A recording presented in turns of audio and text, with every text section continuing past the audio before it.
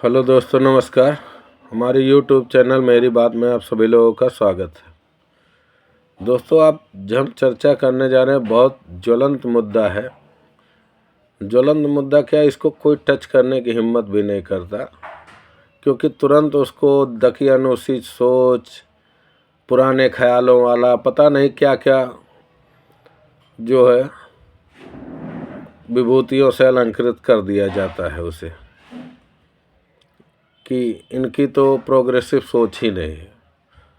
वो दोस्तों मुद्दा है कपड़ों को लेकर, महिलाओं के कपड़े को लेकर, कि वो जो मर्जी, वो उनका कहना ये है कि जो अगर बोलता है कि छोटे कपड़े ना पहने तो उसकी सोच खराब है। तो मैं दोस्तों इस पे ये कहना चाहता हूँ, यदि सोच पे ही सब कुछ डिपेंड हो तब तो कपड़े की आवश्यकता ही नहीं होनी चाहिए थी। या दूसरी बात मैं ये कहना चाहता हूँ, जैसे सबसे किसी भी महिला, स्त्री या लड़की के लिए सबसे अच्छी सोच, सबसे पॉजिटिव सोच अगर कोई रखता है तो बाप और भाई, तो वहाँ तो कपड़े की उपयोगिता ही नहीं होनी चाहिए। वहाँ तो कपड़े की कोई आवश्यकता ही नहीं होनी चाहिए, क्योंकि वहाँ सोच बहुत अच्छी है। तो यदि अगर सोच पे ही डिपेंड हो तब तो कपड़े की उपयोगिता ख़त्म हो जानी चाहिए। अब मज़े की हास्यास्पद बात यह है कि जो कहता है कि बहन मैं इतने छोटे कपड़ों में तुम्हें नहीं देखना चाहता, उसकी सोच गिरी हुई, घटिया और नीच हो जाती है। और जो उनको मॉडर्न बता के, उनको सेल्फ डिपेंड और पता नहीं क्या क्या नारी उत्थान ये का एग्जाम्पल देके, जो उनके कपड़ों की लंबाई और कम करने का प्रयास करता है, उस तरफ प्रेरित करता है, उसकी सोच बहुत पॉजिटिव और बहुत अच्छी मानी जाती है। अब सबसे हास्यास्पद बात ये है।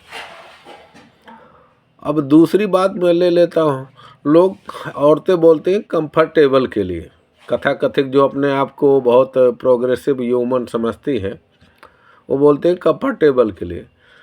तो ज़रा एक बारी आप लोग नज़र दौड़ाइए कि कितना कंफर्ट रहती हैं छोटे कपड़ों में। एक अगर पेन उनकी गिर जाए तो उनको उठाने में कितनी दिक्कत होती है, अब इसी से अंदाज़ा लगा लीजिए। ज़्यादा एक्सप्लेन करने की आवश्यकता नहीं है। या कहीं बैठना हो तो उनको कितनी दिक्कत होती है। मतलब किसी भी नज़रिए से ना हमारे देश की जलवायु कोई उस प्रकार के है, ना ही वहाँ यहाँ का समाज वैसा है। तो दोस्तों मेरा कहना ये है कि जो है हम इतने अंधे नकलची ना हो जाए। नकल करना कोई बुरी बात नहीं है, किसी का अनुसरण किया जा सकता है, लेकिन पहले ये अनुसरण करने से पहले ये विचार अवश्य कर लेना चाहिए कि वो हमसे बेहतर है, जिसका हम अनुसरण कर रहे हैं वो हमारे लिए उचित है, हमारे समाज के लिए उचित है। और दोस्तों जैसे धार्मिक नियम होते हैं, पारिवारिक नियम होते हैं, वैसे सामाजिक नियम भी होते हैं। लेकिन हम वैचारिक दोगलापन में इतना डूब गए हैं कि हम ये तो चाहते हैं कि पड़ोसी कोई हमारी इंक्वायरी ना ले, हमारे घर कौन आता है, कौन जाता है, कौन मिलने के लिए आता है, कब आता है, क्यों आता है, ये पड़ोसी जानकारी ना रखे। लेकिन रात को अगर कोई हमारे घर आहट हो जाए तो पड़ोसी बेचारा नींद से उठ के तुरंत दौड़ के हमारे घर पे आए और अपनी जान पे खेल के हमारी मदद करे। ऐसा हम वैचारिक दोगलापन के शिकार हो गए हैं। ठीक ऐसे ही लड़कियां या औरतें बोलती हैं तुम कौन होते हो मेरी सीमा निश्चित करने के लिए। फिर भैया जब कोई राक्षस प्रवृत्ति का व्यक्ति जब हमला करता है तो फिर कैसे उम्मीद करती हैं कि कोई व्यक्ति अपनी जान पे खेल के, भले उसके पास कोई हथियार, घातक हथियार भी हो, अपने जान पे खेल के उनकी मदद करने के लिए, बचाने के लिए आए। अब इतने वैचारिक दरिद्र हो गए हैं, दोगलापन हमारे दिमागों में आ गया है एक तरफ कहते हैं तुमसे क्या लेना देना। तो भैया पहली बात तो ये है कि हमारा लेना देना वहाँ नहीं रहता जहाँ पे आपका प्राइवेट रहता है। जैसे ये आप घर पे कुछ भी पहने अपने घर वालों के सामने, लेकिन जब घर के आप बाहर आ जाते हैं तब आप सामाजिक हो जाते, तब आप व्यक्तिगत नहीं होते। जैसे आप अपने घर के अंदर कंपाउंड में कैसे भी गाड़ी चलाइए, किसी को कोई एतराज़ नहीं होगा, जो मर्जी जैसे मर्जी वैसे चलाइए। लेकिन जब आप रोड पे निकलते हैं तब आपको ट्रैफिक नियम का पालन करना पड़ता है ना। तब तो आप ये नहीं कर सकते डीजल मेरा, पेट्रोल मेरा, गाड़ी मेरी, मैं चला रहा हूँ, मैं जिस मर्जी से उस मर्जी से चलाएं, नहीं कर सकते ना। तब आपको ट्रैफिक नियम का पालन करना पड़ता है ना। तो सेम ऐसे ही जब आप एक समाज में जब आएंगे घर से बाहर निकल के, तब तो आपको सामाजिक नियमों का पालन करना ही पड़ेगा ना। और दूसरी बात ये है कि स्त्री समाज जो होता है वो पूरी सृष्टि का मेन प्रवर्तक भी होता है और संचालक भी होता है। नहीं तो आप देख लीजिए कि बंगले का नाम क्या है और कथाकथित पहले तो बहुत बड़े नेता भी रह चुके हैं, उनके घर पे क्या हुआ है ज़रा देख लीजिए।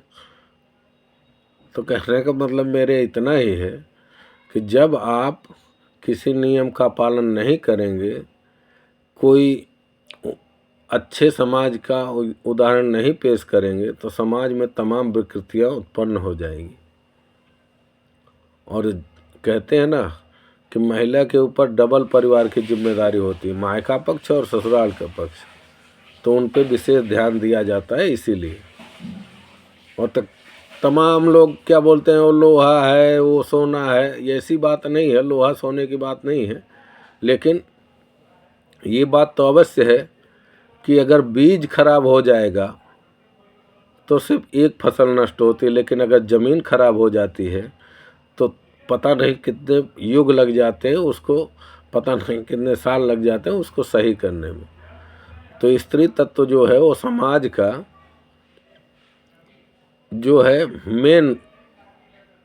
मेन भूमिका अदा करता है, मुख्य आयाम है स्त्री, इसलिए उन पे विशेष ध्यान दिया जाता है। इसलिए बाकी ऐसा कोई नहीं है। और बराबरी, जहाँ तक वो लोग बोलते हैं बराबरी तो कभी हो ही नहीं सकती, असंभव है। आप सिगरेट पी लेने से, दारू पी लेने से, छोटे कपड़े पहन लेने से आप पुरुष की बराबरी नहीं कर सकती, कभी नहीं कर सकते, क्योंकि तुम्हें भगवान ने अलग बनाया ही है। नहीं तो कल को तो एग्जाम्पल देंगे हम पुरुषों के बराबरी, एक बच्चा हम पैदा करें, एक बच्चा पुरुष पैदा करें, ये भी एक बराबरी हो जाएगी। तब एक दिन हम दूध पिलाएंगे, एक दिन पुरुष दूध पिलाएगा। तो ये सब बेवकूफ़ी भरी बातें हैं, तो इस पे ध्यान ना देके पहली बात तो ये है, मैं सभी लोगों से ये आह्वान करना चाहता हूँ कि पहले आप ये तय कीजिए आप कैसा समाज चाहते हैं। आप जैसा समाज चाहेंगे, जैसे आप बनाना चाहेंगे, और बार बार ना पश्चिम की तरफ मत देखा कीजिए, बहुत अच्छा समाज नहीं है। एक बार जाके वहाँ देखिए कि कितनी बुरी स्थिति है वहाँ पे। ये मत सोचिए कि उनके पास पैसा है और उनके पास जो है टेक्नोलॉजी है तो बहुत सुखी लोग हैं। एक बार जाके वहाँ कुछ दिन रह के और खाली गहराई में जाके देखिए कि वहाँ क्या क्या स्थिति है। इसलिए अंधी नकल ना कीजिए, अपने समाज के तरफ लौटिए और अपने समाज के मान्यताओं को प्राथमिकता दीजिए। जय हिंद, जय भारत।